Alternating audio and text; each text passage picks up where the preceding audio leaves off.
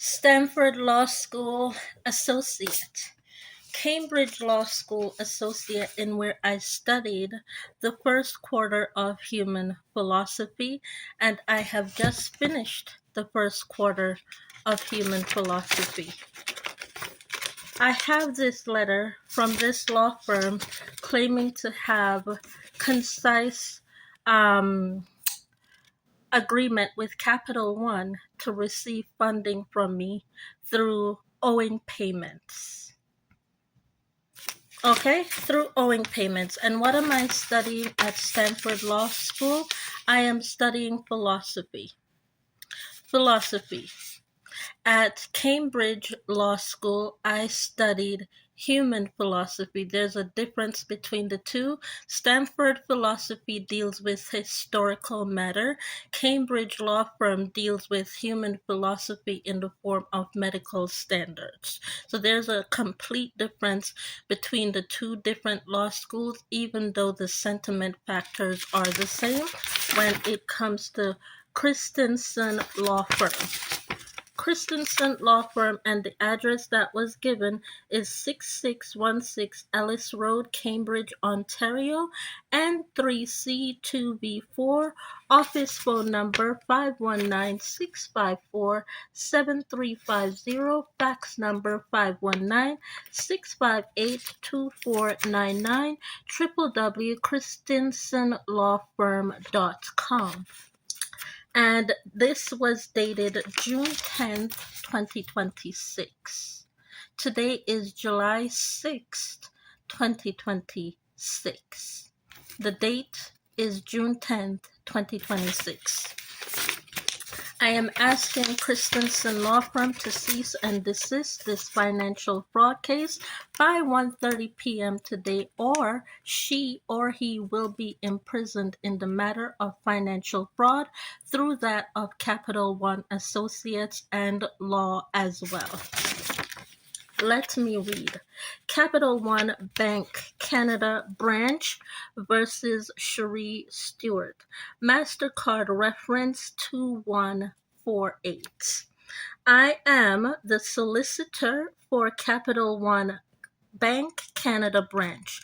We are writing to advise you that the judgment in the above noted matter remains unpaid. Because from what I know, July 13th, 2024, that matter was resolved in the form of 24 cents. 24 cents owing. Yeah, and I found out that my bank account was in the red because I forgot that I had to pay my banking fee on July 1st. So they called me about 24 cents in owing 2 days later, which would have been the same. In 2024, on July 6, 2024, MasterCard called me about 24 cents in owing in the form of Capital One. We'll play the tape. As a consequence, our client is entitled to enforce this judgment against you in a number of ways, including garnishment of wages, which means, garnishment of wages, telling my daughter to steal my body lotions from me while I sleep at night, so that I don't have any empties videos to record, because I won't be able to use those bottle of lotions because my daughter would be using them instead of me. That's why she's been stealing from Leroy Johnson's room. So, including garnishment of wages or security registration against you or any property you own, meaning continuing with the forceful eviction, pack up and move out of 67 Ingram Road in the address which you mailed this letter to. Pack up and move out. The amount of times that I've heard Jack, 371 times since 2020. And this is the enforcing letter that is going to garner me to physically pack up and move out in you garnishing any property. This letter presents an opportunity for you to voluntarily resolve the judgment. And yes, this is how I choose to voluntarily resolve the judgment, is by reading the fraud financial letter on YouTube. This is how I choose to voluntarily solve the problem. This is how I choose to do it. You gave me a voluntary position to do it, which means I have a choice to do it, which is what the word voluntary means. And this is my voluntary way of choosing to do so legally, because you stated the word right there, voluntarily. Where is the word? As a matter of fact, let me highlight the word clearly, because you stated the word voluntarily clearly. You stated the word clearly, so let me highlight the word.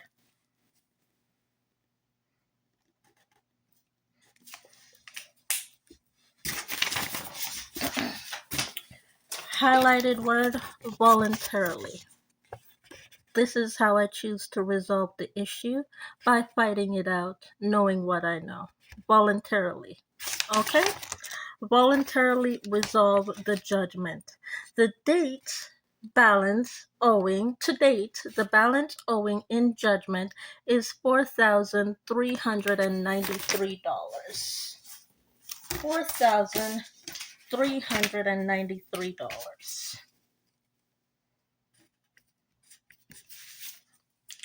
In a final attempt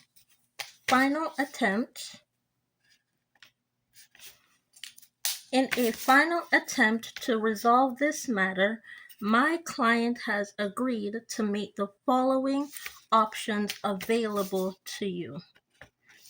$2,000 at $74 per month. How many times is pack up and move $74 per month worth? How many times is pack up and move out $74 per month worth 371 times in 6 years? How much is that worth? This is your last opportunity. Let's continue to highlight as I read. This is your last opportunity. This is your last opportunity to resolve this matter prior to the commencement of further enforcement. Commencement of further enforcement of the judgment. Please contact my assistant at 1-888-256-3055 extension 3347 no later than close to business day of June 24th, 2026, or by email at nmh@christensenlawfirm.com. Enclosed are our payment options for your consideration. Let's write it there, for your consideration. Taking Stanford Law School to Cambridge Law School, these are the highlighted terms and highlighted option used by Christensen Law Firm. These are the terms that have been used in order to legalitate financial fraud. And the terms that have been highlighted are the words voluntarily. The financial amount in $4,393.13. The other term that has been also highlighted is the term final attempt. And then again, $2,640 in the amount of $74. Okay? The other term that has been highlighted is last opportunity. Last opportunity. And then the other term that has been highlighted is commencement and enforcement. Commencement enforcement of the judgment. Commencement enforcement of the judgment. And the number has been highlighted, which is 1-888-256-3055. Extension has been highlighted as 3347. And the date that this has been finalized by to be received by them is June 24th, 2026, by the way of which has already passed. Today is July 6th, 2026. Today is July 6, 2026, and the date that this was requested to be made by is June 24th, 2026. Okay? So Stanford Law School, in which I am in my second year studying philosophy. Cambridge Law School, in which I have completed my study in human philosophy. Your assistance is a necessity. And here is a set of ways I will be reading this in part 2 as to how they have given me an opportunity to meet the payment. Part 2 coming up.